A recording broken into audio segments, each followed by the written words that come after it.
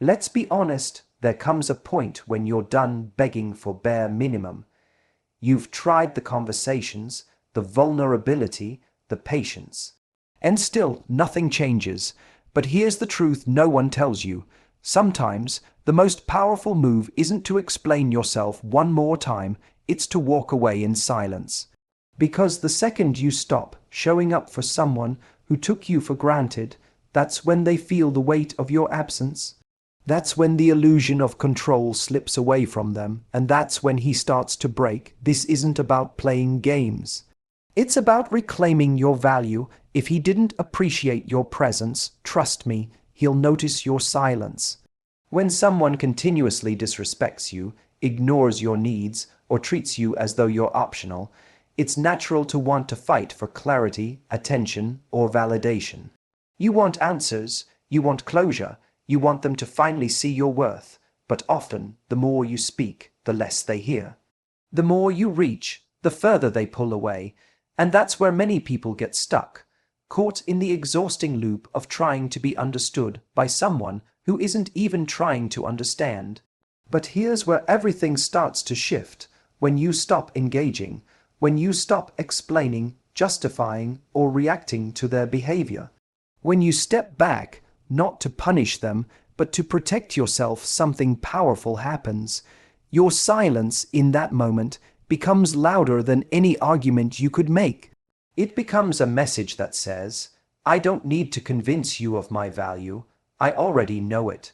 There's something uniquely disarming about a person who no longer reacts. It removes the dynamic that many people thrive on, the push and pull, the backhand, forth, the emotional tug-of-war. When you stop playing the game, the other person loses their control. And if that person was used to having you always be the one to reach out first, to apologize first, to fix things every time, your silence becomes deeply unsettling. Why? Because it forces them to face a version of you they haven't seen before, the version that no longer needs them. We often believe that if we just say the right thing, we'll finally get through to them. But in reality, the most impactful message doesn't come from a perfectly crafted text or a dramatic conversation. It comes from your decision to disengage. That decision tells them, you don't get to keep treating me this way and still have access to me. And that message lands harder than any confrontation ever could. When you remove your attention, you're removing a supply they've come to expect. Whether they admitted it or not, they were feeding off your energy, your concern, your emotional availability, your willingness to keep showing up even when they didn't. So when that's gone, they're left with a silence they don't know how to fill. And that silence, ironically, is what finally makes them stop and think. The key here isn't to ignore someone as a manipulative tactic. It's to ignore them because you've realized your own value. You're no longer waiting around for breadcrumbs. You're not using silence to break them. You're using it to rebuild yourself. But in the process, yes, it might break them, because they were counting on your continued investment. They were counting on the idea that you'd always be there. They underestimated what it would feel like to lose your energy. And now, they're confronted with the very thing they took for granted, your presence.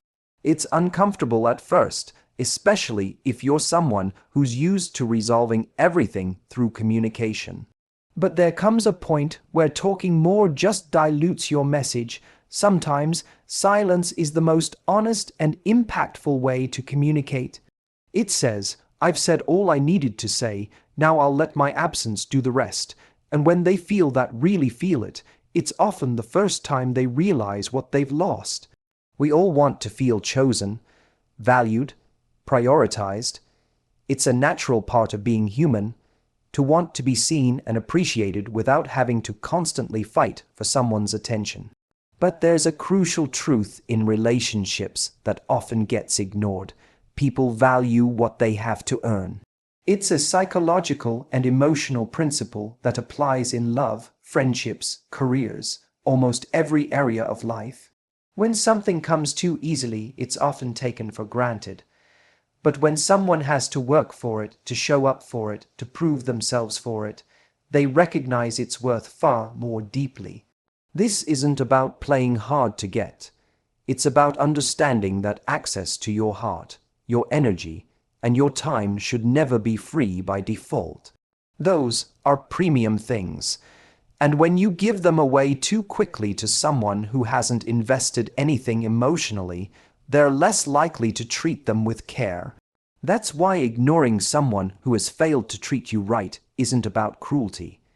It's about protecting your worth and shifting the power dynamic back into balance. When you give too much without requiring anything in return, you're telling that person consciously or unconsciously that they don't need to do anything to keep you.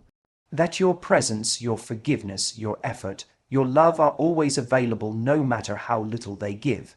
That creates a one-sided connection where you're the one investing, and they're the one enjoying the benefits without contribution. And the longer that pattern continues, the more they learn that they can do the bare minimum, or less, and you'll still stay. But when you shift that energy, when you remove yourself, when you stop showing up for someone who doesn't show up for you, something changes.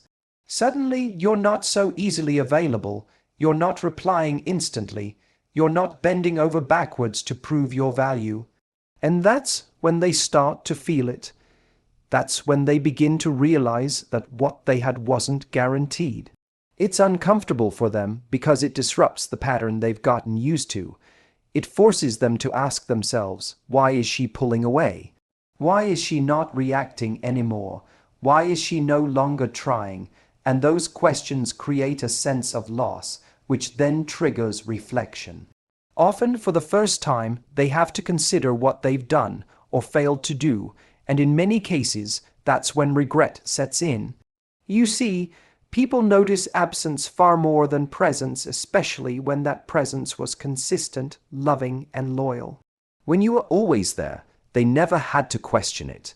But when you disappear, when your energy is no longer available, it makes them question what they've lost. And the irony is, it's only when they have to earn you back that they start to realize how valuable you actually were. Again, this isn't about revenge or manipulation. It's about reinforcing your standards. It's about saying, I am not someone you get to have access to just because I care. Caring doesn't mean sacrificing your boundaries. Love doesn't mean giving without receiving. And if someone wants to be in your life, they need to show that they're willing to do the work to deserve that space. When they feel the loss of your energy, your attention, your effort, and realize it's not just being handed to them anymore, they're forced to make a choice, step up or step out. And the truth is, if they truly value you, they'll step up. But they'll only do that when they realize they can't have you without effort. Because people value what they have to earn, and when you finally recognize that, everything starts to change. Your energy is one of the most valuable things you have. It fuels your work, your relationships, your growth, and your peace of mind. But too often, we give it away to the wrong people, those who drain it, waste it, or simply take it for granted. In relationships especially, it's easy to fall into the trap of overextending yourself emotionally. You try to make things work. You try to be understanding, patient, forgiving, even when your own needs aren't being met. And without realizing it, you begin pouring your energy into someone who isn't giving anything back. This kind of imbalance doesn't happen all at once. It starts subtly, with you making excuses for their behavior, tolerating emotional inconsistency, or minimizing your own hurt just to keep the peace. You convince yourself that maybe if you're just a bit more supportive, a bit more available, a bit more understanding, they'll eventually meet you halfway. But what you don't see in those moments is how much of yourself you're sacrificing in the process, and slowly you begin to feel the exhaustion. Not just physically, but emotionally, because you're constantly giving and rarely receiving. That's what emotional burnout looks like. Every time you double, text someone who's ignoring you, chase after someone who's pulling away, or over-explain yourself to someone who isn't really listening, you're spending emotional currency. You're handing out pieces of your peace, and in return, you get anxiety, confusion, or silence. And when someone learns that you'll keep giving, even when they're giving nothing, they stop valuing what you bring. It's not even always malicious. It's just human nature. We all become used to the things we don't have to work for. But here's the turning point, the moment you choose to stop. When you stop handing out explanations to someone who doesn't care to understand. When you stop giving your time to someone who doesn't respect it. When you stop investing your emotions into someone who doesn't even try to meet you halfway. That's when everything shifts. Because reclaiming your energy isn't about shutting people out. It's about no longer allowing yourself to be depleted by people who aren't worthy of your effort. The truth is, the right people will never make you feel like you're too much, or that you're hard to love, or that your needs are unreasonable. They'll appreciate your energy and reciprocate it, but to get to that point, you have to create space. And you do that by withdrawing your energy from the wrong people. That space gives you room to heal, reflect, and reset your standards. And it gives others the chance to feel your absence because until now, your presence has been constant, unwavering, reliable. When that disappears, it's felt. Ignoring someone who continues to waste your energy isn't cruel, it's self-respect. It's a boundary. It's saying, I'm done performing emotional labor for someone who doesn't do the same for me. And once you make that shift, you'll notice how quickly your peace returns. How your mind feels clearer, how your heart feels lighter. Because when you stop trying to get someone to care, you make room for yourself to care again for you. The people who deserve your energy will never make you question your worth. They won't drain you, they'll refill you. But you can't attract those people if you're constantly exhausted by chasing someone who only takes. So stop giving your energy to those who waste it, protect it, respect it, and start spending it where it actually grows. Detachment is one of the most misunderstood concepts in relationships. People often think that if you're emotionally detached, it means you're cold, bitter, or playing games. But true detachment has nothing to do with manipulation. It's about reclaiming your inner peace. It means refusing to let someone else's behavior dictate your self-worth, your mood, or your direction in life. It's not that you stop caring altogether. It's that you stop attaching your emotional stability to whether or not someone treats you the way you hoped they would. When you're emotionally invested in someone who isn't showing up for you, you begin to live in reaction mode. You wait for their texts, you overthink their silence, you analyze every little interaction, looking for signs of interest or hope. And all of that takes a massive toll on your emotional well-being. You lose sleep, you lose focus, you lose yourself. That's where detachment comes in, not as an act of punishment, but as an act of self-protection. It's the moment you say, I can still care about this person, but I will no longer sacrifice myself in the process. Detachment allows you to observe someone's actions without constantly trying to interpret or justify them. It gives you space to see things as they are, not as you want them to be. It's the opposite of desperation. It says, I'm open to connection, but not at the cost of my dignity. And when you truly embrace detachment, you stop needing closure from someone else because you create it for yourself. You stop chasing potential and start responding to reality. That's a level of strength that most people never reach because it requires you to sit with discomfort instead of trying to fix it through someone else's validation. What happens when you detach from someone who's used to having emotional control over you? They start to feel it. Hard when you're no longer chasing, over-explaining, or emotionally reacting. They lose the leverage they once had. The emotional tension that they may have thrived on begins to dissolve. And for someone who's used to getting a reaction from you, Your calm indifference is unsettling. That's not because you're being cruel, but because they now have to face the reality of their behavior without the buffer of your constant emotional investment. It's important to understand that detachment isn't about pretending you don't care. It's about proving to yourself that you care enough about your own well-being to stop allowing someone else's inconsistency to disturb your peace. That's not pettiness, that's growth. It's saying, I love myself enough to let go of what hurts, confuses, or drains me.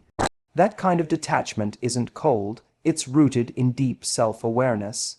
And when you reach that space, people start to experience a very different version of you, the version that no longer entertains chaos.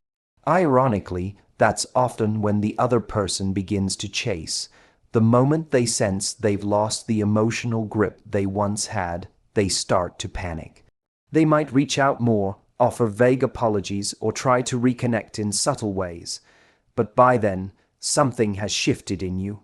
You're no longer waiting for them to show up. You're no longer hoping they'll change.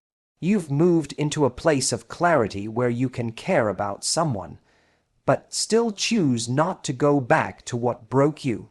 That's what real detachment looks like. It's quiet, grounded, and incredibly powerful. It doesn't scream, it doesn't beg, and it doesn't explain. It simply walks away with peace, because peace is the new priority. Confidence isn't loud, it doesn't need to be. Real confidence is quiet, it's calm, it's a decision made in silence that says, I'm done, without a dramatic exit or a final monologue. It's the moment you walk away, not because you want to teach someone a lesson, but because you've finally learned your own. When you reach that level of self-respect, you no longer need to announce your departure. You simply leave, and in doing so, you say more than words ever could. So many people confuse noise with power. They think posting a cryptic quote, sending a long message, or having a dramatic goodbye shows strength. But often those are just last attempts to get a reaction. True confidence doesn't seek validation. It doesn't look for a response. It's rooted in the knowledge that your presence is valuable, and if someone couldn't appreciate it, your absence will say everything they need to hear. Walking away quietly takes more strength than confronting someone. It requires restraint, clarity, and emotional maturity. It means you've finally stepped out of the emotional chaos and are no longer willing to play a part in a cycle that depletes you. You stop needing to explain why you're hurt. You stop needing to prove that you were good to them, because when you know your worth, you no longer try to convince someone else of it. There's a certain kind of power in not reacting, in not giving someone the satisfaction of seeing you broken, confused, or desperate. That's not because you're hiding your emotions. It's because you've risen above the level where your peace can be disturbed by someone who couldn't even meet you halfway. People notice when that shift happens. When you go from fighting for a place in someone's life to walking away from it without a second look, it disrupts the entire dynamic they were used to. And for someone who relied on your emotional reactions, whether it was attention, reassurance, or forgiveness, your silence becomes uncomfortable. It makes them reflect in a way your words never could, because your silence is unfamiliar, your absence is undeniable. And your detachment is louder than any fight you could have started. It becomes clear that the power they thought they had over you no longer exists. This kind of quiet confidence is especially disarming because it's unexpected. Most people are used to noise when relationships fall apart, accusations, emotional pleas, dramatic exits. So when you do none of that, when you just quietly pull back, it forces the other person to actually sit with the consequences. They can't escape it by blaming you because there was no blow up. There's just space, emptiness, silence. And often, that's when they start to feel the weight of what they've lost. But by then, you're no longer looking back. Because real confidence also means not returning to the things you had to heal from. You don't leave just to make a point. You leave because staying would cost too much. You choose peace over chaos, self-worth over being chosen, and when you operate from that place, you attract a different kind of life. One that no longer revolves around trying to be enough for someone else, but is centered on knowing that you already are. So, you walk away, you don't explain, you don't dramatize, you don't announce it, you just go, and in doing so, you reclaim every part of yourself you once gave away for free. That's confidence, not the kind that shouts, but the kind that simply decides, this no longer serves me, and quietly exits the room. It's easy to confuse someone's reaction to your absence as proof that they cared all along. When a person suddenly breaks down, reaches out, or expresses regret only after you've walked away, it can stir up hope that maybe they finally see your worth. Maybe now they're ready to love you the way you deserved from the start. But the hard truth is, if it took your absence for them to realize your value, they never truly deserved you at your best. A person who genuinely values you doesn't wait until you're gone to act like they care. They don't need the shock of losing you to understand what they had. They show up while you're there, they meet your energy, they hear your concerns the first time, they treat you with consistency, not confusion. If someone only starts chasing you once you've detached emotionally, what they're mourning isn't always you, it's the loss of control, comfort, or convenience. It's a hard pill to swallow, especially if you've spent months or even years investing in someone, giving them chance after chance, hoping they'd eventually come around. And when they finally do, once you've pulled away, it can feel validating at first. But pause and ask yourself, where was this effort when I was still trying? Why did it take me walking away for them to act right? Love doesn't begin at the point of loss. It shows itself in the effort someone makes when they still have access to you. Anyone can panic once they realize you're serious about leaving. Anyone can miss you once the energy, attention, and presence you once gave freely is no longer available. But missing you is not the same as valuing you. It's not the same as showing up for you consistently, day after day, when things weren't perfect, but you were still there. What breaks them now isn't necessarily the weight of love. It might be the shock that the dynamic has shifted, that you're no longer on call emotionally, that they no longer have you as a backup plan or emotional safety net. That's not love, that's ego. That's realizing they lost something they thought they could always take for granted. It's easy to romanticize a person's regret. It's easy to see their pain and think they finally get it. But before you go back, ask yourself, is this person truly sorry for how they treated you? Or are they just sorry that you're no longer available to tolerate it? Because there's a difference between wanting someone and being ready for them.